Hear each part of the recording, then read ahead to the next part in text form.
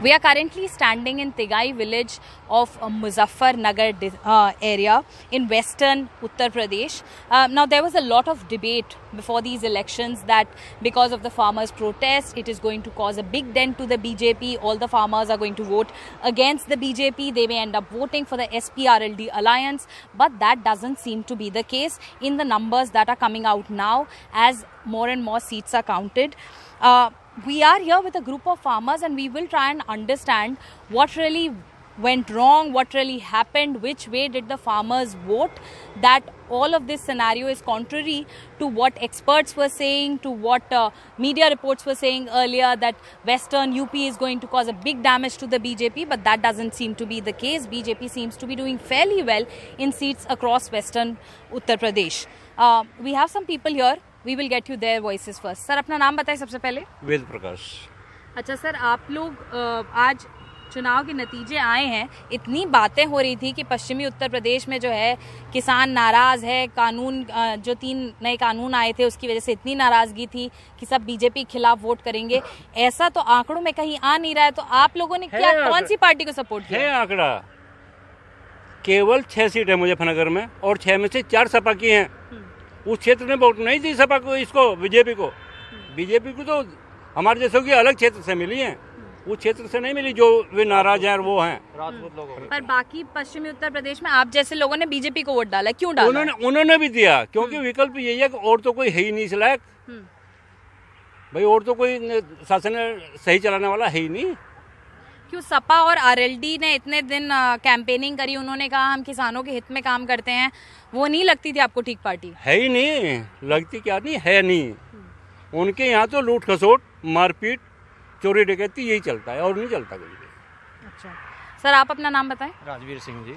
राजवीर जी, ये बताइए कि ऐसा क्यों है कि ये जो पश्चिमी उत्तर प्रदेश की बेल्ट है इसके किसानों तक ने वोट जो है बीजेपी की ओर गया है, जबकि इतनी बातें थी कि 2 साल प्रदर्शन चला पश्चिमी उत्तर प्रदेश के किसानों का और वो वोट नहीं डालने वाले बीजेपी को। तो क्या हुआ, आप लोगों ने जब वोट अल्टीमेटली डाला तो क्या सोच करके बीजेपी को समर्थन दिया? कानून व्यवस्था सही नहीं थी उनकी, आए दिन कहीं ना कहीं झगड़े, लूटपाट होती रहती थी, इसलिए बीजेपी हमारी सुरक्षा के लिए कहीं भी किसी भी चीज़ में देख लो उसके लिए सही है।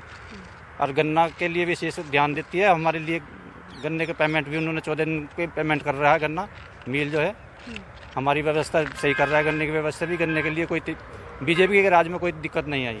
अच्छा, आप बताएं सर, आप अपना नाम बताएं। मेरा नाम मयंक है। अच्छा, आप भी यहीं पे खेती किसानी वगैरह करते हैं? बिल्कुल, I come from a farming family and we are strongly rooting for BJP. Why is that? Why did you vote for the BJP? क्या कारण रहे? What really? Because SP and the RLD kept saying that they are working for the welfare of farmers, but did that not strike a chord with you? What really happened? Well, that's not the ground reality, honestly. SP के time में जो गन्ने की जो payment थी वो कभी time से आई नहीं है।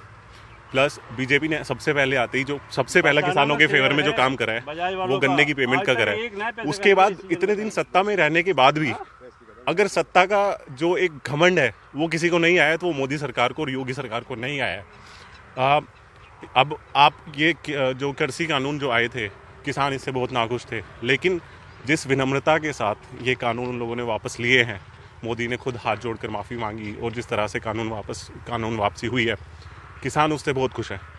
और थोड़ी बहुत समस्या जो गाय और जो गायों को जो छोड़ा जा रहा है उसको लेकर है, क्योंकि फसल को खा जाते हैं वो, फसल का थोड़ा नुकसान भी करते हैं, बट उसके लिए भी सोल्यूशन उन लोगों ने कर दिया है, उसके लिए भी व्यवस्था करी जा रही है।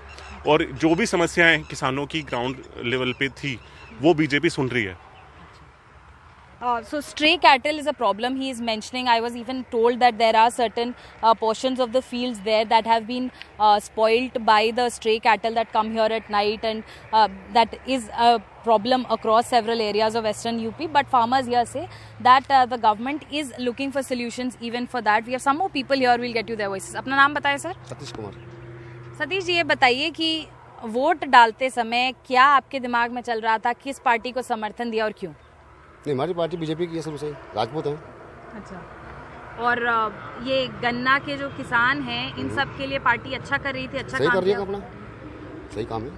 और ये जो न्यूनतम आय की बात होती है, मिनिमम सपोर्ट प्राइस की बातें होती हैं, उसके लिए भी जो बीजेपी ने काम किया, आप संतुष्ट थे उससे? सही है, सही। सही किया। सर आप बताएं अपना नाम। रामोतार। रामोतार जी, ये बताइए तकरीबन इस गांव में कितने हजार लोग रहते होंगे तिगई की अगर बात कर रहे हैं? 1000। 1000 जी। ये 1000 में से आपको क्या लगता है कितने प्रतिशत ने बीजेपी का समर्थन किया? हमारे यहाँ 70% ने बीजेपी का समर्थन। 70% कम से कम। 70%। कम से कम। धन्यवाद सर हमसे बातचीत करने के लिए। So you see there is this community of farmers here. These come from the Rajput community. This is Tigai in Muzaffarnagar. So across the western UP belt, it was never meant to be uniform that all of these farmers will go and vote against the BJP. All of these people here say that it is the right party for them because it brought better law and order, and even the farming community issues that they are facing, the BJP is gradually trying to resolve all of those as well.